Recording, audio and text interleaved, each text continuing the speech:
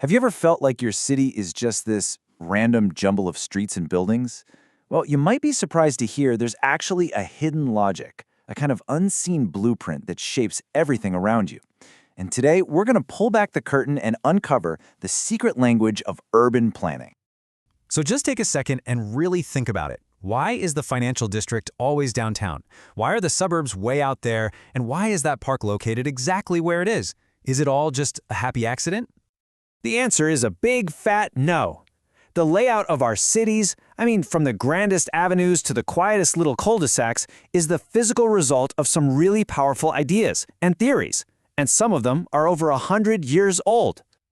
Okay, so to get our heads around this, you need to know that planning theories basically do two main things. First, they're kind of like a biologist, explaining how cities evolve and grow all on their own. And second, they're like a coach, giving planners a playbook for how they should make decisions to shape a city's future. We're going to look at both. Let's kick things off with the evolutionary side. We're going to check out three classic models. And you can think of them as different X-ray lenses, right? Each one reveals a totally unique view of a city's hidden skeleton. So here are our three lenses. First, you've got Burgess's concentric zone model. He saw the city as a target. Then there's Hoyt's sector model, which is more like a pizza pie.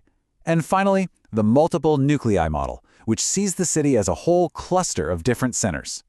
First up, the concentric zone model, all the way back from 1925. This one's the oldest and, honestly, the simplest. The main idea is that a city grows and expands outward from one central point in a series of rings, kind of like the ripples in a pod. And check out how it breaks down those rings. Right at the bullseye, you have the Central Business District, the CBD. The second ring out is the zone of transition, a really gritty mix of factories and slums. Then you move out to the working class homes, then the nicer residences, and finally, way out on the edge, the commuter zone. Yep, what we now call the suburbs. But about 14 years later, a guy named Homer Hoyt looked at this and basically said, hang on, it's not that simple. He argued that cities don't grow in these perfect, neat rings. Nope, they expand in wedges, and the key driver behind all of it is transportation. See, things like railways and major roads act like arteries, pushing development outwards in very specific directions. Maybe a wealthy family builds a big house along a scenic road. Pretty soon, a whole prestige sector pops up, and it pulls the entire city's growth along with it. And that's how you get those distinct pie-shaped wedges. Okay, let's move to our third lens and see how this whole idea keeps evolving. By 1945, Harris and Ullman came along with an even more complex view. They argued that as cities get bigger and more modern, they stop having just one single center anymore.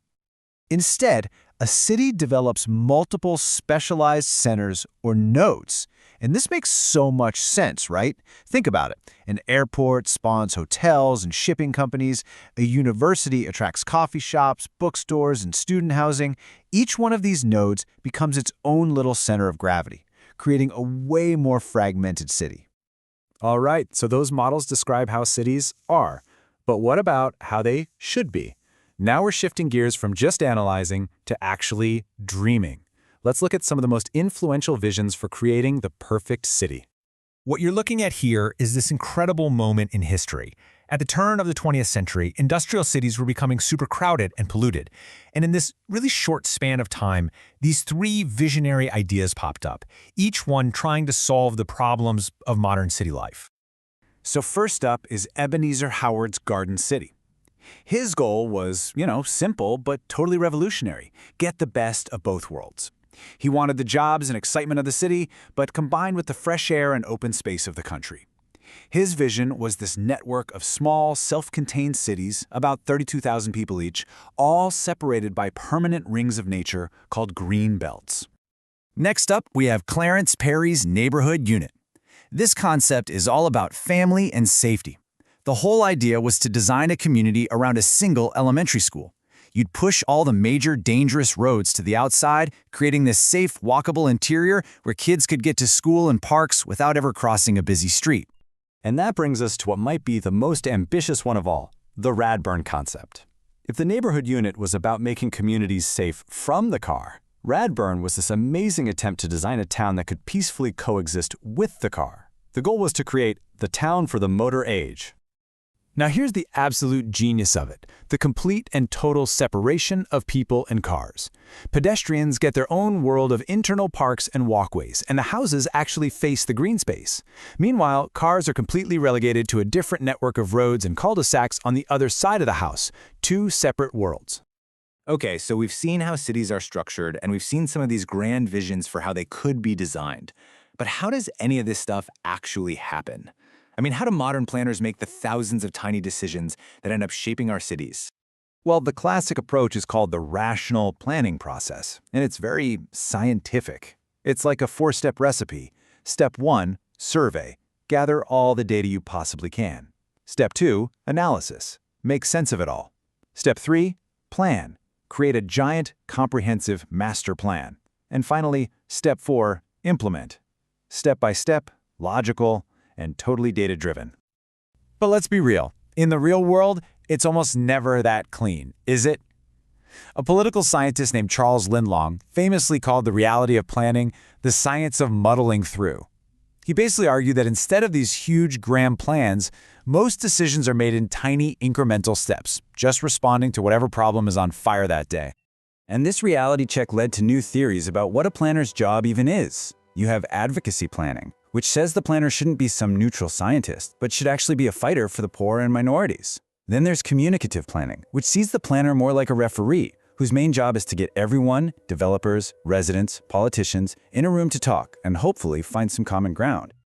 So, after all of these theories, rings, wedges, garden cities, superblocks, why should you care about any of this old stuff today? Well, because your city is a living museum. And all of these old blueprints are still on display. And I promise you, once you see it, you can't unsee it. These ideas are literally all around you. That protected parkland on the edge of town, that's the ghost of the Garden City. That new subdivision designed around an elementary school, that's the neighborhood unit's DNA.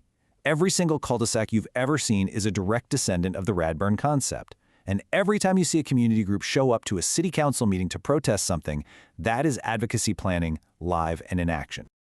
So, in the end, these invisible theories from the past have built the very real city you're living in today. They aren't just dusty old academic concepts. They're in the concrete, the parks, and the street signs all around you. The only question left is, what blueprint will your city follow next?